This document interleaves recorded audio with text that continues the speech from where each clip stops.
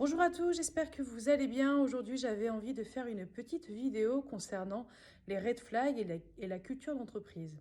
Alors, moi, en tant que freelance, j'essaye du mieux que je peux, en tout cas, de bien choisir mes clients. Et j'ai envie de te dire que c'est même la partie la plus compliquée en tant que freelance. Et pour ça, je regarde plusieurs indicateurs qui me semblent être des indicateurs, on va dire, plutôt rassurants pour me donner un go ou un no-go. Alors par exemple, le premier indicateur que je regarde, c'est déjà la solvabilité de l'entreprise. Qui sont ses clients? Comment aujourd'hui elle a travaillé ou non son business model? Comment elle fait de l'argent? Donc ça, c'est le premier indicateur. Et en fonction des éléments de réponse, ça me permet un peu de voir si on est sur une entreprise qui a une vision, qui a un produit qui fonctionne, qui a bien pensé en fait à faire grandir sa solution et donc inévitablement ses équipes. Ensuite, le deuxième point, c'est la culture technique que je vois pas uniquement à travers la stack et la cohérence technique, mais aussi à travers, on va dire, une entreprise qui a été capable de s'adapter aux besoins du marché. Donc cela peut se traduire à travers le télétravail, à travers aussi une valorisation salariale, à travers aussi un investissement en matière d'apprentissage, de formation et de participation à des conférences. Donc cette culture technique, en fait, elle est vraiment très vaste.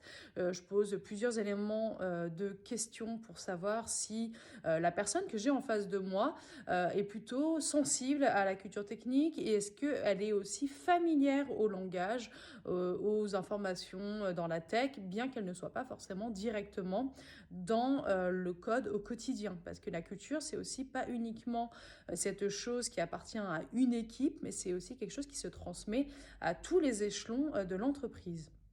Ensuite, je regarde le côté RH. Alors là, c'est loin d'être simple, mais j'essaye vraiment d'évaluer la culture d'entreprise à travers la manière dont la personne parle des salariés en interne, comment elle les voit, comment elle travaille leur évolution professionnelle, comment elle travaille leur formation, comment elle fait en sorte de bien préparer les départs. C'est tout bête, mais à travers l'offboarding, on identifie grandement la culture d'une entreprise. Donc moi, ça m'arrive d'en parler avec elle directement, mais aussi de parler aux gens qui sont partis. Ça me donne des éléments de réponse sur comment les personnes sont bien traitées de bout en bout dès qu'ils arrivent dans l'onboarding et jusqu'au départ, c'est-à-dire l'offboarding. Donc ça, je pose plusieurs éléments de questions, mais aussi j'identifie la manière dont la personne me répond, la manière dont elle parle en fait de ses collaborateurs, s'il y a un discours un petit peu infantilisant, un discours un petit peu le problème c'est forcément les autres mais jamais elle.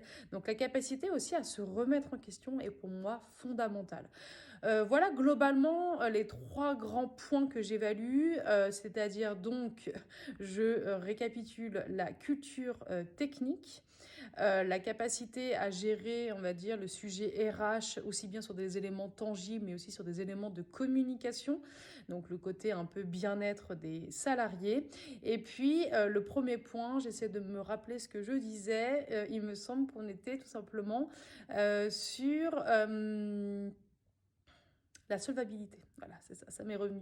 Donc ça, c'est vraiment les aspects plus business. Et vraiment, ces trois grands points, ça me semble être des points de questionnement que vous pouvez avoir avec l'entreprise que vous avez en face de vous. Et en fonction de ses réponses, en fonction de sa réalité, en fonction de son quotidien, ça vous permettra de savoir si vous mettez les pieds dans la bonne entreprise. Voilà, bonne journée à tous et à bientôt.